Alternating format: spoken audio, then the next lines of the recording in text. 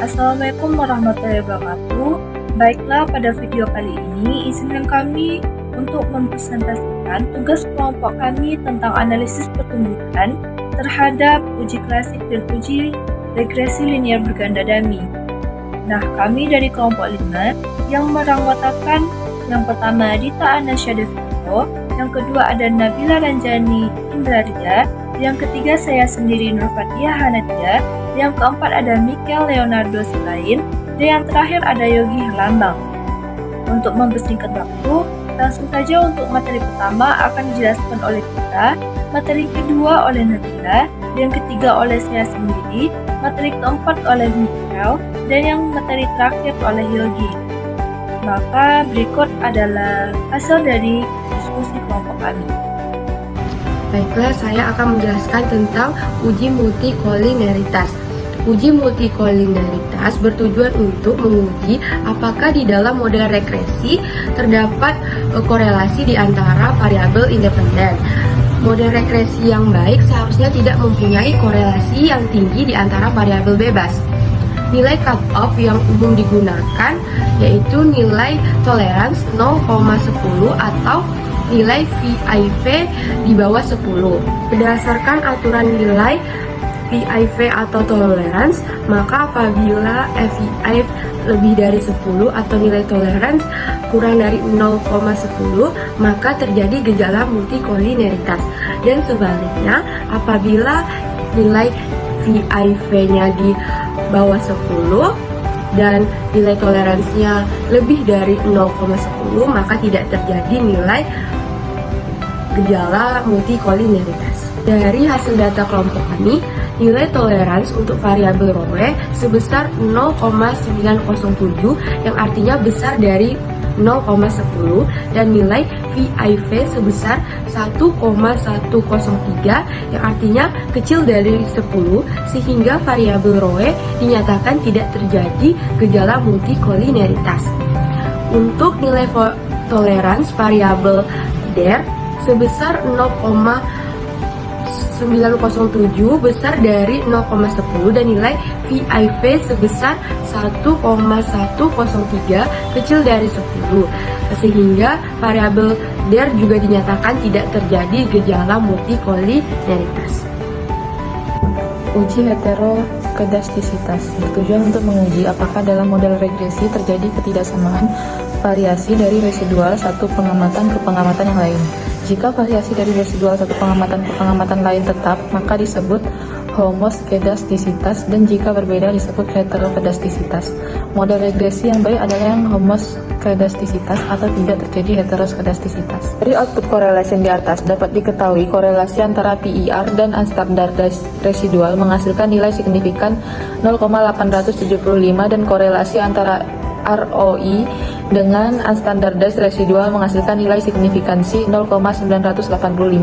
Karena nilai signifikan korelasi lebih tinggi dari 0,05, maka dapat disimpulkan bahwa pada model regresi tidak ditemukan adanya masalah heteroskedastisitas. Materi selanjutnya yaitu uji autokorelasi. Nah, di sini salah satu uji prasyarat yang harus terpenuhi dalam analisis regresi.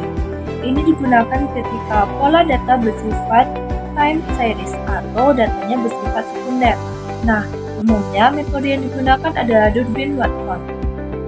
Syarat untuk tidak terjadinya gejala autokorelasi adalah DW-nya terletak di antara DU dan 4 dikurang DU. Nah, diketahui dari data yang telah kami cari, dengan N-nya ada 25 dan variabel K-nya ada 3. Nah, diketahui dari uji tersebut, DW-nya yaitu 2122 dengan DL dan DU-nya diketahui dengan menggunakan tabel Durbin-Watson dengan alfa 5%. DL-nya yaitu 1,1228 dan DU-nya 1,6540. Maka kesimpulan yang didapatkan adalah DW-nya terletak di antara DU dan 4 dikurang DU. Maka hal tersebut menyatakan uji autokorelasi ini lolos. Terima kasih. Selanjutnya itu adalah uji regresi berganda. Kalau dilihat dari model summary-nya, nilai R sebesar 0,106 menunjukkan hubungan yang sangat rendah terhadap variabel X atau der dan rho dengan variabel Y atau pertumbuhan. Dan dilihat nilai R-square-nya itu sebesar 0,011, menunjukkan bahwa variabel X atau der dan rho berpengaruh 1,1% terhadap variabel Y atau pertumbuhan.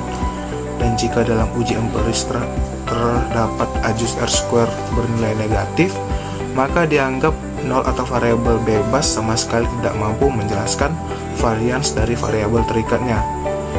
Dan juga dilihat dari standar error estimates menunjukkan 18198,26, yang berarti persamaan regresi tersebut negatif. Dan lihat juga dari tabel koefisien, nilai penentu atau prediksi menunjukkan penurunan terhadap variabel Y atau pertumbuhan karena variabel rho dan dernya itu minus. Dan lihat dari tabel ANOVA, dari output tersebut terlihat F dihitungnya itu sebesar 0,125 dengan tingkat signifikansinya itu 0,883, maka model regresi tersebut tidak dapat dipakai untuk memprediksi variabel Y atau pertumbuhan. Setelah kami melakukan uji normalitas, kami mendapatkan hasil pada bentuk gambar pertama, yaitu hasilnya menunjukkan bahwa diagramnya tidak normal karena menjauhi garis dan data tidak menyebar.